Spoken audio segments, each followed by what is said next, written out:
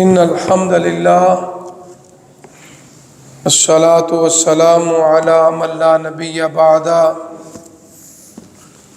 فاعوذ باللہ السمیع العلیم من الشیطان الرجیم بسم اللہ الرحمن الرحیم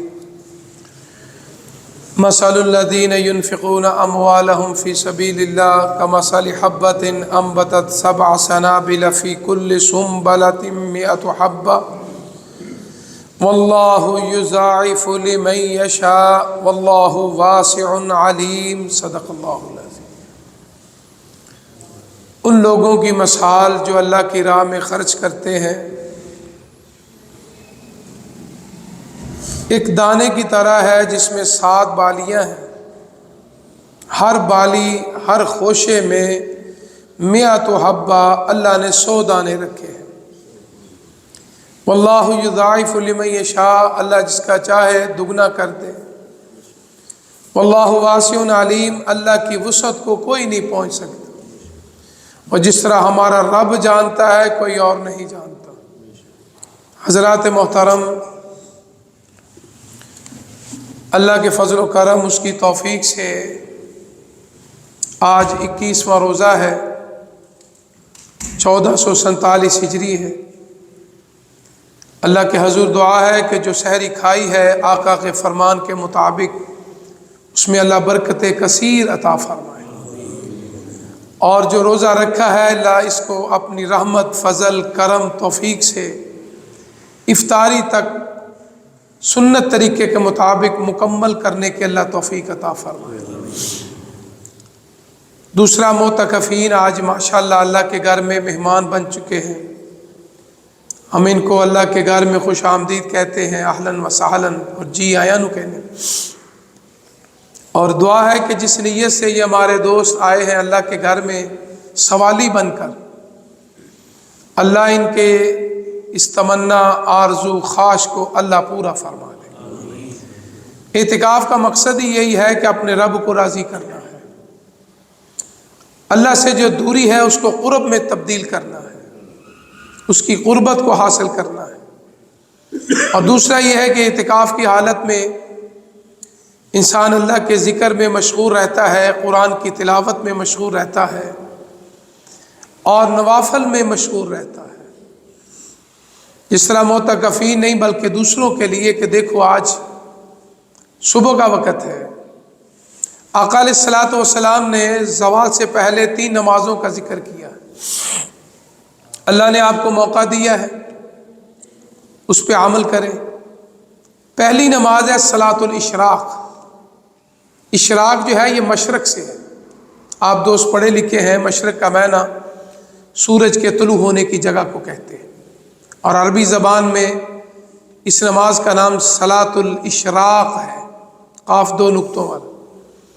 آقا علیہ الصلوۃ والسلام نے فرمایا جو فجر کی نماز پڑھ کے بیٹھ جائے، وہاں اللہ کا ذکر کرے، قرآن پڑھے، تسبیحات کرے، فرمایا جب سورج طلوع ہو جائے اس کے 15 منٹ بعد، کیونکہ سورج کے طلوع ہوتے ہوئے وہ مکروہ وقت ہے جہاں سجدہ کرنا منع ہے۔ اسلام میں 3 وقت ایسے ہیں جب سجدہ جائز نہیں، ایک ہے جب سورج طلوع ہو رہا ہو، اور دوسرا جب سورج بالکل زوال میں آ جائے اس وقت منع ہے، اور تیسرا جب سورج غروب ہو رہا ہو۔ آقا علیہ الصلوۃ والسلام نے فرمایا یہ شیطان بدبخت کے ٹائم ہے، اس لیے ان تینوں ٹائموں میں اللہ کے حضور سجدہ کرنا ممنوع ہے، حرام ہے۔ فرمایا تقریباً سورج طلوع ہونے کے 15 منٹ بعد یہ ہماری گھڑیاں لگی ہیں، وہ جب ٹائم شروع ہو جاتا ہے نا طلوع کا، اس کے اوپر آ جاتا ہے ممنوع اوقات، یعنی اس وقت سجدہ کرنا منع ہے۔ جب وہ وقت گزر جاتا ہے تو وہ ختم ہو جاتا ہے۔ آقا علیہ الصلوۃ والسلام نے فرمایا زیادہ نہیں، صرف 2 رکعتین۔ فرمایا جو 2 رکعتیں ادا کرے گا، زبان مصطفیٰ سے خوشخبری سن لیجئے، بشارت سن لیجئے، فرمایا رب رحمان اس کے نامہ اعمال میں ایک حج عمرے کامل کا ثواب عطا فرمائے۔ اللہ اکبر۔ تو میری معتکفین سے گزارش ہے کہ آپ اللہ کو راضی کرنے آئے ہیں تو اس سنت کو جتنی اللہ نے توفیق چاہیے تو چاہیے ہر روز، تو اب آپ اللہ کے گھر میں بیٹھے ہیں، اس کو غنیمت جانیں۔ دیکھو یہ آدمی ٹکٹ خریدتا ہے، احرام باندھتا ہے، میقات سے جاتا ہے، صفا مروہ جاتا ہے، بیت اللہ کا طواف کرتا ہے، کتنا کچھ کرتا ہے، مینا، مزدلفہ، عرفات، حجامت، قربانی، جمرات. دیکھو اللہ کی کتنی رحمت ہے، اللہ اکبر. اس کے خزانوں میں کوئی کمی نہیں. فرمایا جو ادا کرے گا، اس حدیث میں آتا ہے صحابہ فرماتے ہیں کہ کائنات کے امام نے ایک مرتبہ نہیں کہا، 3 مرتبہ کہا کامل کامل کامل. اللہ اکبر. حالانکہ اللہ کے نبی کا فرمان ایک مرتبہ ہی کافی ہے، لیکن اس کی اہمیت، اس کی عظمت، اس کی فضیلت، اس کی بلندی اور ترقی کو سمجھاتے ہوئے آقا نے فرمایا حج عمرہ کامل، حج عمرہ کامل، حج عمرہ کامل، حج عمرہ کامل اللہ اس کے کھاتے میں عطا فرمائے گا. اللہ کے بندوں 2 رکعت پڑھے، اگر کسی کو حج عمرے کا ثواب مل جائے تو کتنی خوش بختی ہے. ایک آدمی وہاں جائے، پتہ نہیں منظوری ہو گئی یا نہ ہو، تو یہاں تو آقا کی بشارت مل گئی ہے کامل کامل کامل کامل. اس لیے میری آپ سے ادباً گزارش ہے کہ اللہ نے موقع دیا ہے، فجر کی نماز پڑھو، ذکر و اذکار کرو. تھوڑا سا وقت ہوتا ہے، جب وہ وقت آ جائے تو اس کے بعد 2 رکعت نماز پڑھ کے ظہر تک آرام کرو انشاءاللہ.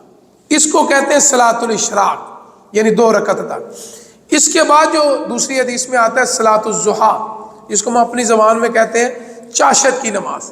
دیکھو اللہ کی اتنی نعمتیں ہیں، میں اور آپ اس کی نعمتوں کا ہر لمحہ بھی شکریہ ادا کرتے رہیں تو شکریہ ادا نہیں کر سکتے.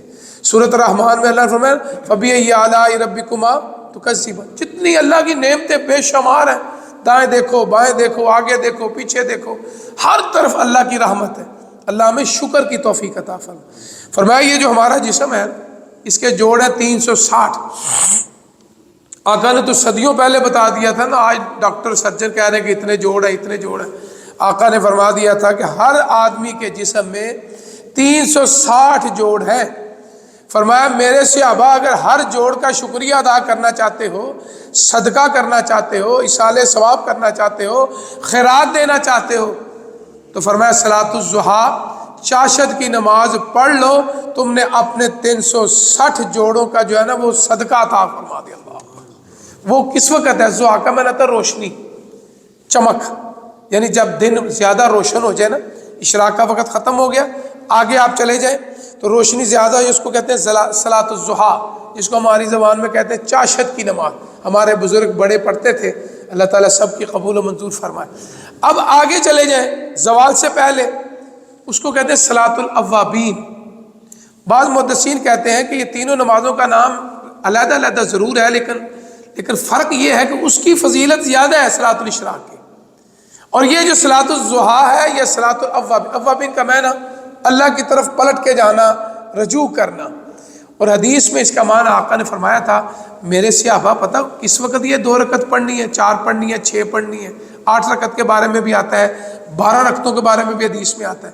فرمایا اس وقت پڑھنی ہے جب اونٹ کا بچہ چلے تو اس کے پاؤں جل جائے. یعنی اس دور میں ریتلا علاقہ تھا، اونٹ کا بچہ، کیونکہ اس اونٹ کا تو پاؤں جو ہوتا ہے وہ زیادہ سخت ہوتا ہے، تو آقا نے دیکھو کتنی خوبصورت تشبیہ دی ہے. اس کو کہتے ہیں استعارہ. اتنا خوبصورت آپ نے مثال پیش کی. فرمایا جس طرح اونٹ کا بچہ جب ریت پہ چلے اور اس کا پاؤں جلے، اس وقت صلاۃ الاوابین، اس کا مطلب دھوپ اچھی طرح ہو جائے، زمین گرم ہو جائے، تو آقا علیہ الصلوۃ والسلام نے فرمایا صلاۃ الاوابین. ان تینوں ٹائموں کا وقت کون سا ہے؟ آخری.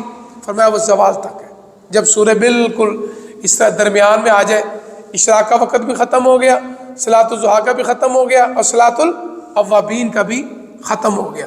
تو اس لیے اللہ نے موقع دیا ہے، آپ اللہ کے گھر میں ہیں تو اللہ تعالیٰ آپ کو اشراق پڑھنے کی، صلاۃ الضحیٰ، کیونکہ مقصد تو یہی ہے نا اپنے رب کو راضی کرنا. اور دوسرا ان دنوں کے اندر، یعنی جتنے یہ دن گزر رہے ہیں، 10 دن ہے، 9 دن ہے، یہ ہمارے اللہ کو علم ہے. 29 روزے ہیں، یہ 30 روزے ہیں، میں اور آپ کچھ نہیں کہہ سکتے. جو رب ہمیں عطا کرے الحمدللہ.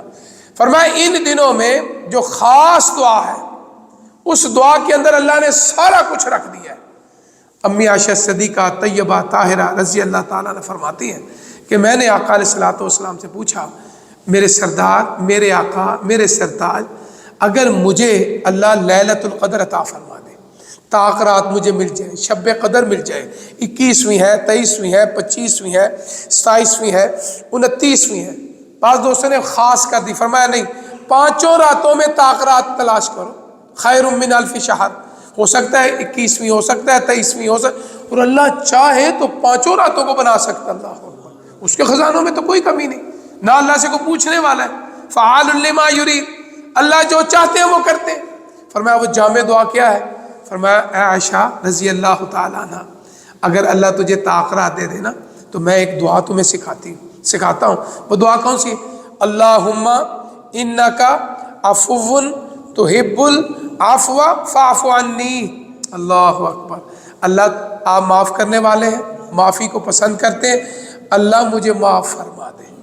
محدثین کہتے ہیں اتنی جامع دعا ہے، اگر کوئی مرد عورت ان دنوں میں صرف یہی درود پڑھ کے دعا پڑھتا رہے، اللہ اس کو بیماریاں دور کرے گا، اللہ اس کی پریشانیاں دور کرے گا، اللہ اس کے دکھ دور کرے گا، اللہ اس کی تکلیفیں دور کرے گا، اللہ اس کی آنے والی زندگی میں، مجھے نہیں پتا، آپ کو نہیں پتا، کوئی رکاوٹ ہے، کوئی پریشانی ہے، کوئی تکلیف ہے، کوئی آزمائش ہے، کوئی بیماری ہے، اس دعا کی برکت سے اللہ ساری دور فرما دے۔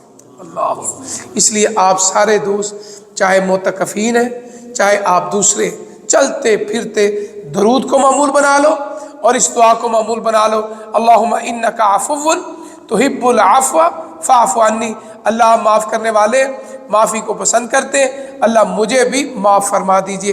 تو جس کے گناہ معاف ہو گئے، رب راضی ہو گیا، سمجھ لو اللہ نے ہمیں ساری نعمتیں دنیا میں بھی ملیں گی، آخرت میں بھی ملے گی۔ تو اللہ کے حضور دعا ہے کہ جس محبت سے، پیار سے اور جس نیت سے آپ دوست اللہ کے گھر میں آئے ہیں اور سائل بن کے آئے ہیں، اور یہاں آ کر آپ کا سونا بھی عبادت ہے، آپ کا ذکر کرنا بھی عبادت ہے، آپ کا قیام کرنا بھی عبادت ہے، اللہ کی حضور دعا ہے ریاکاری سے، شہرت سے، دکھلاوے سے اللہ تعالیٰ ہمیں محفوظ فرمائے۔ اے اللہ ہماری یہ عبادات اور دعائیں قبول و منظور فرما۔ وآخر دعوانا الحمدللہ رب العالمین، سبحان ربک رب العزت۔ اور جو دوست بیٹھے ہیں، تو میں بھی آپ کی طرح یہاں 7:45 بجے تک بیٹھا ہوتا ہوں، پھر میں نے اسکول جانا ہوتا ہے، تو آپ سے درخواست ہے جو دوست قرآن کا ترجمہ پڑھنا چاہے لفظی تو میرے پاس بیٹھ جائے۔ وہ قرآن کو اللہ نے موقع دیا ہے، اور قرآن کو پڑھنا اور اس کو سمجھنا، خیرکم من تعلم القرآن وعلمہ، تم میں سے بہترین مرد و عورت وہ ہے جو قرآن سیکھتے اور سکھاتے۔ اللہ ہمیں اس خیر میں شامل فرما دے۔ اللہم صلی علی محمد کما صلیت علی ابراہیم وعلی آل ابراہیم انک حمید مجید، اللہم بارک علی محمد وعلی آل محمد کما بارکت علی ابراہیم وعلی آل ابراہیم انک حمید مجید۔ اے اللہ میرے بھائی دوست جو آ کے بیٹھ گئے، اللہ قبول و منظور فرما، اللہ ان کو صحت تندرستی عطا فرما، اللہ پریشانیوں سے اور تکلیفوں سے اللہ محفوظ فرما، اللہ یہ یہاں موجود ہیں تو ان کی فیملی کی بھی حفاظت فرما، اللہ بری خبروں سے محفوظ فرما، اللہ برے دن سے، بری رات سے، بری جگہ سے، برے لوگوں سے، برے ہمسائے سے، برے دوست سے اللہ ہمیں، ہماری نسلوں کو بھی محفوظ فرما، ہمارے بچوں اور بچیوں کی حفاظت فرما، دشمنوں کی دشمنی سے محفوظ فرما، حاسد کی حسد سے محفوظ فرما، نظر بد سے محفوظ فرما، شریر انسانوں کی شر سے محفوظ فرما، جادو ٹونے سے محفوظ فرما۔ اللہ یہ ہمارا پیارا وطن، ہماری ماں ہے، اللہ اس کی حفاظت فرما، اللہ اس کا جھنڈا ہمیشہ بلند فرما، جو اس کے محافظ ہیں، جو اس کے خیر خواہ ہیں، اللہ ان کی غیبی مدد فرما، دنیا کے اندر جہاں بھی ہمارے مسلمان بہن بھائی پریشان، اللہ ان کی غیبی مدد فرما۔ اللہم انصر الاسلام والمسلمین، اللہم انصر الاسلام والمسلمین، اللہم اعز الاسلام والمسلمین۔ اللہ ہم آپ کو، آپ کے محبوب کو ماننے والے ہیں، محبوب کی آل کو ماننے والے ہیں، اللہ ہم سب کی غیبی مدد فرما۔ اللہ دشمن ہمیں للکار ہے، کفر کی طاقتیں اکٹھی ہو چکی ہیں، اللہ ان کو تباہ و برباد فرما، اللہ ان کو تباہ و برباد فرما، اللہ ان کو تباہ و برباد فرما۔ حرمین شریفین کی حفاظت فرما، حرمین شریفین کی حفاظت فرما۔ ربنا تقبل منا انک انت السمیع العلیم وتب علینا انک انت التواب الرحیم۔ صلی اللہ علی خیر خلق محمد وآلہ واصحابہ اجمعین برحمتک یا ارحم